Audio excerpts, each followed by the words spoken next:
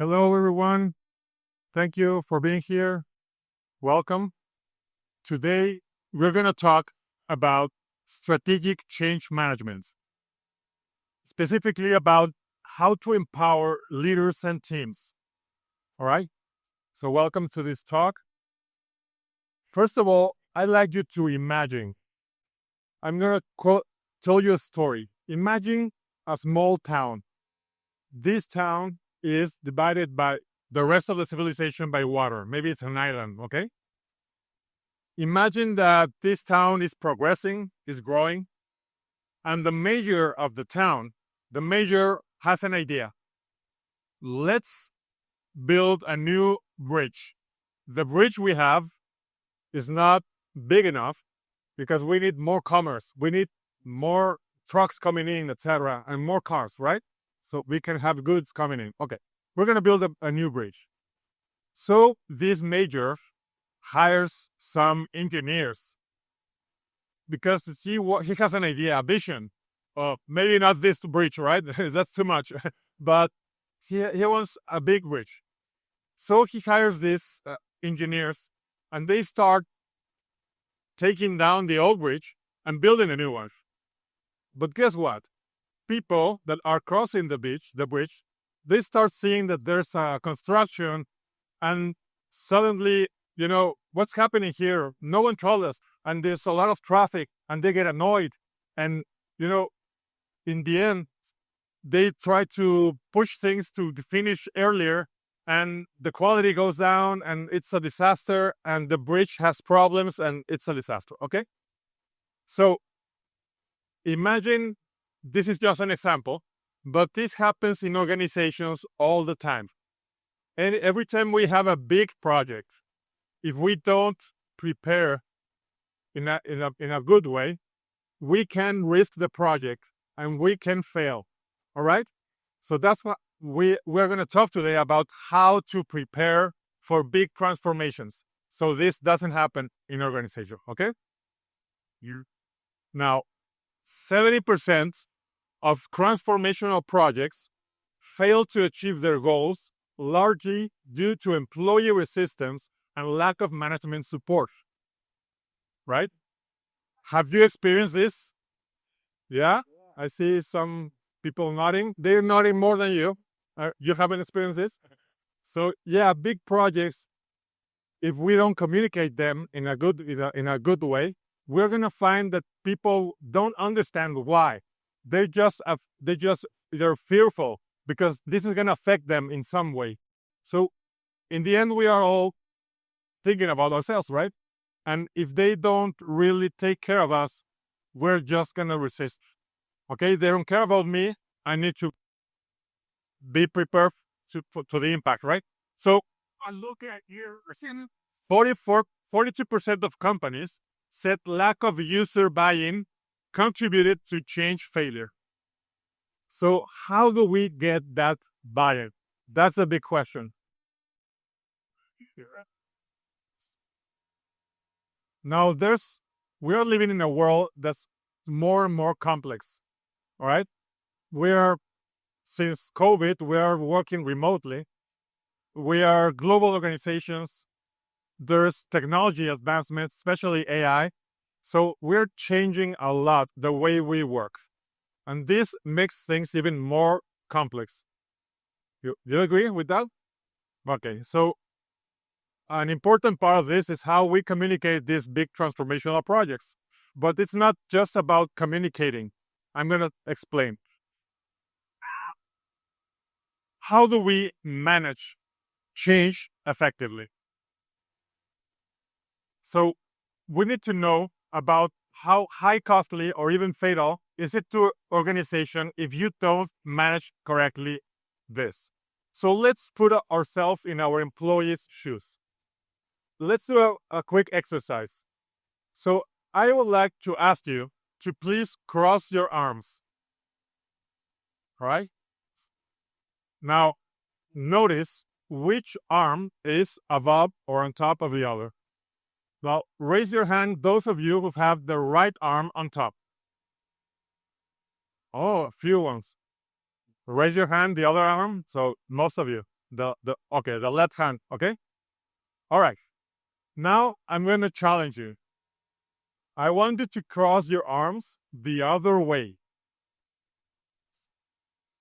Oh, I see someone is struggling. How did that feel? Weird, right? Weird. We're doing something we're not used to, right? Now I'm going to challenge you even more. I want you to do it the original way and then the new way several times. Several times.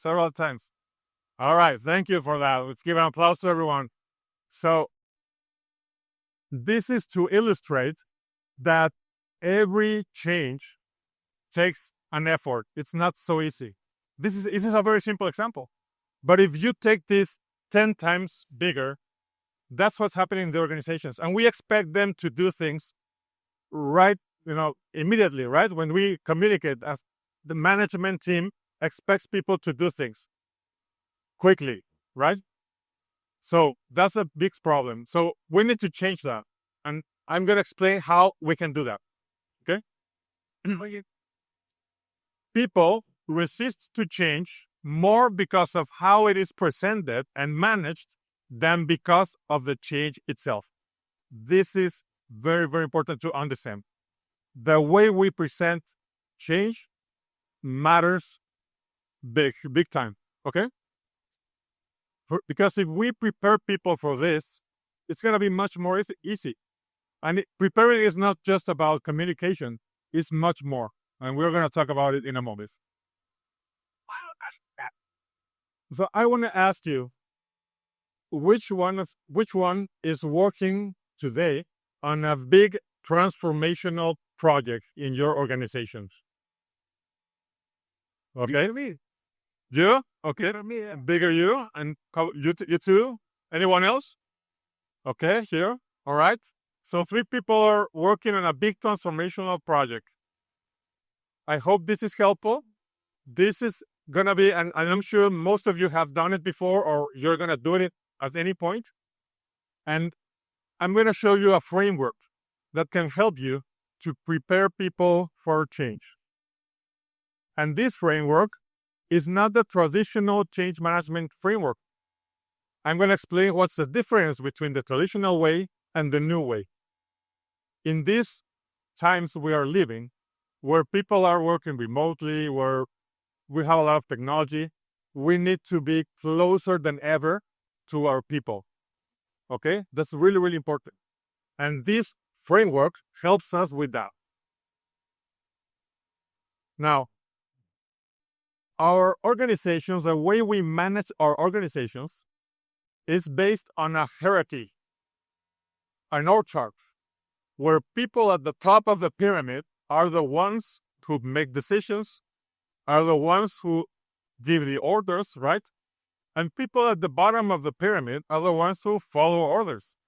And many times they are not allowed to be creative. No? They need to follow those SOPs, right? So this model is obsolete for today, because now we need people to be much more autonomous, much more creative, because we are not in the same room. And also, everything changes so fast that if we don't empower them, they're going to be waiting for us. We're going to become the bottleneck. That's why this model it's obsolete. This started in the Industrial Revolution, so that we had functions like sales, marketing, production, etc., specialization, but that creates silos, and that makes it difficult to communicate and to do projects in teams that are made out of different areas. Now, this is a new way. The new way is, in this changing environment, we require servant leaders that trust and empower employees and teams. Instead of organizing like the pyramid, we need to create cells. We need to create teams that are collaborative, that they are integrated by different areas or departments, that we empower them with financial resources. They can make decisions. They they can be much more independent and close to the market. So that's the new way. And so therefore, we need servant leaders that are willing to give up their power, to give up their authority many times. Obviously, we need to have certain guidelines, strategic values, etc. But we're giving much more freedom to people to decide. Okay? That's a game changer. Now, how do we do that? That's a big question. It's not easy. Okay? We need to be brave to do that because they're going to question us. We're going to let them question us, right? So we need to be humble. We need to be open to feedback. All right. So this is a model that is a people-centered model for change management. It's called the DOIT Change model. This has 4 steps. Discover, observe, ideate, and transform. Let's go with the first one. Discover. Whenever we have a big transformational project, the first thing we need to do is to talk to our people, to our employees, get together. And it's not about communicating what we already decided to do. It's not about that. We know what we need to do, but we are going to let them discover what we already discovered. That's the game changer. So we're going to share with them the information that helped us understand the problem or the need for change. We're going to share it with them. And we're going to have a similar conversation like the one we already had with our management team, but with them, with the employees. Okay? Obviously, there's confidential information we need to be careful about. Okay, let's take care of that. But let's give them the opportunities to be part of the decision making. That's how we need to evolve as organizations. We need to treat our employees as creative, intelligent people that can give us much more than just their 9-to-5 job, okay? So that's the first part. Let's discover together. Let's help them discover the need for change. Second step is observe. Once we share that, maybe the competition is growing, maybe we need to adopt maybe we need to buy a new system, and that's gonna, we need a lot of changes in the organization. But instead of telling them that, we're gonna help them discover, and then we're gonna see, we're gonna observe how do they react to this? What's their position? What's their thinking? What do they feel? What do they fear? But we are going to ask them. We're not going to wait until they resist to change. That's too late. We're going to do it beforehand, and we're going to do it by talking to them, having an interaction, a conversation. This is change management through conversation. That's the power of this framework, of this way of doing change management. It's through conversation. So first, we help them discover them, then we observe how they are taking it, what do they think, what do they fear, and we address that. Oh, and we also ask for their feedback. Hey, what are you fearing? Okay, what's your fear? And at least I take care of that, and I take your fears or your concerns into consideration. That's also really powerful. If they feel heard, even if we do things that are different to what they suggested, just by the fact that they felt heard, they're going to support it. That's the power of this. Do you agree?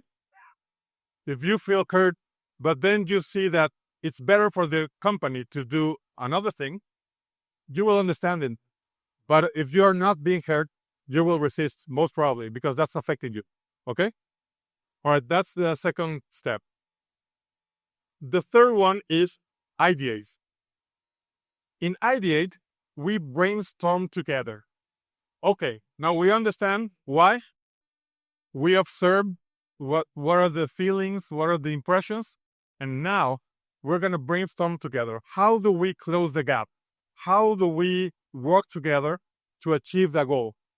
And that's also very powerful. Many times our employees know a lot more than we know. because they are in contact with the market. They know what the market needs, what are the problems in operations. They know much more than we know. So that's why I was telling you about humble leaders. We need to be humble enough to listen to them and to really take into consideration their ideas. All right? So that's idea. Let's build together the roadmap. So imagine how you're building this commitment by doing this. They are heard. They suggest. Imagine that you suggest something and they take your idea and they use it. That's really powerful. Okay? And the fourth step is transform. This is about having different sessions where we create commitments and we create the steps, the plans. So the traditional change management approach is that we do all this with the management team, and then we come out and we communicate. Maybe there's a big meeting with the CEO. We are announcing that we are going to do this and that, and we expect from you to do this and that. With this, we get to this fourth step with a total commitment, total, positive environment for them to really execute, to really achieve what we need.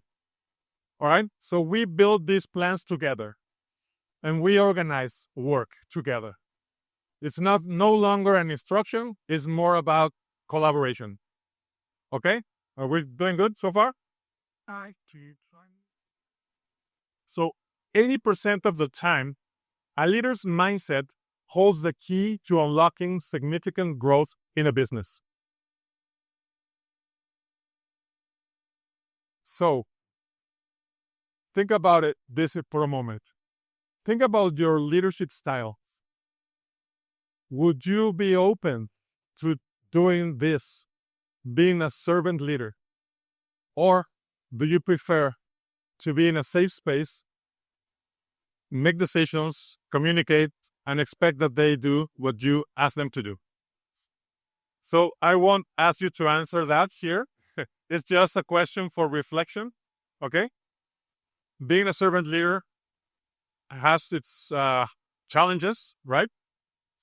But if we create a culture of collaboration, a culture of listening to each other, this can be the competitive advantage of our company. People won't leave our company because nowadays we have big turnovers, right? Everyone is trying to get the best talents.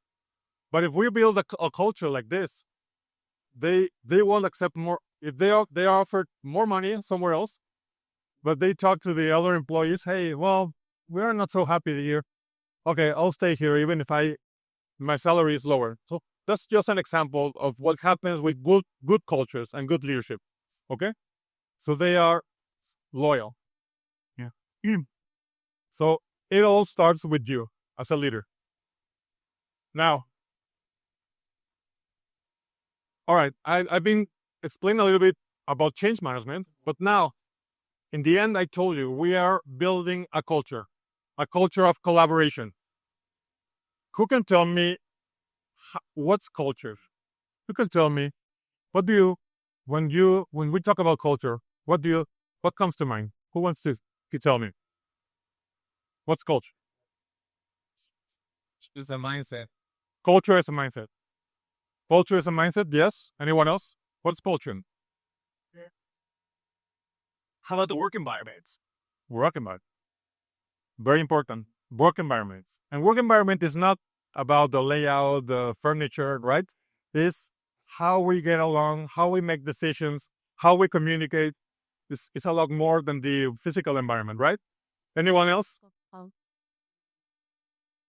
I would say that is more the social, because social understanding of how people work together. Amazing. Thank you for that. Anyone else? I also say it's also Greek systems. We want to make sure everybody understands and make sure to be obviously super. Totally. Very similar. Yeah, totally. It's like the personality, right, of the company. Amazing. Now, why is this so important? Why is it so important to build our culture, being aware of what we want to build? So it's not, we all have a culture, but maybe the culture we have is a consequence of many things. But the big difference, what I'm inviting you to do, is to imagine what's the right culture for your company, and with intention, build that culture. Because as Peter Drucker said, culture is a strategy for breakfast. That means if you have a great strategy, but you don't have the right people and you don't have the right culture, you won't be able to execute your strategy. Okay? So, what's the most effective way to shape or destroy your culture? Maybe someone just saw it, but any ideas? Leadership is the way we manage. Great. That's most of it is leadership. Totally agree. Anyone else?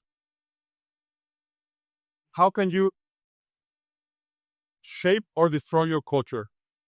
Let me give you this. Good or bad culture fit hiring is also key.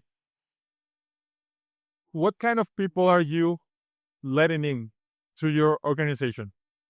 If you're not careful with their what are their behaviors, their values, okay? And if they are coming in and they don't have the right fit, you're gonna affect your culture. And that's gonna be much more difficult. So leadership and hiring with culture fit are maybe the 80-20. No, that's we need to do. Do you agree? Any other idea how we can shape or destroy our culture? I think communication and ability communicate clearly. Totally. I want to leave you with this idea. What makes our organization what it is, what makes organization progress, is the quality of our conversations. So think about what's the type of conversation we're having with our employees? What's the level? Because we can talk about tasks, or we can also talk about relationships. I mean, hey, I don't feel good about this. Hey, how are you today? So many times I've seen organizations that are just focused on tasks. They're follow up on projects and they're going for the goals. So, but they don't take much importance to the people side. So we need also to take care of that. All right. So the way we communicate, the way we interact with each other, that's key. All right. Yes. So with that, we finish. I don't know if you have any questions. So we talked about change management. We talked about culture. So anyone has a question, has a comment regarding culture? Who wants to share? We have 4 minutes. I've been even dream to get you the soups. Can you The people believe you. could you repeat? Tea essentially. She just say she usually is right. She usually study. She ready to repeat. But breakage ties. The neighbors are standing with treats. Each that's sure very that's like kids. It's fall foolish. Notice. Thank you for that. Thank you for the question. Let me see if I understood the question. What do you do when you have people that are not really evolving, growing, like you expect them to do? Does that resistant to change? All right. Wonderful. So we can follow those steps I mentioned. So first of all, we need to have an open conversation with them and ask them the difficult questions. So what are you feeling? What are you fearing? What's happening with you? Okay. We need to create that environment of trust so we can be sincere. And if the person is no longer happy, we can also help them to be somewhere else where they can be happy. So we're not forcing them to be here. So our organization is evolving and people are also evolving. So we need to help them discover where they are going to thrive better, here or somewhere else. That's okay. But we need to have that conversation. Okay? Thank you. Anyone else? No? Okay, thank you everyone for being here.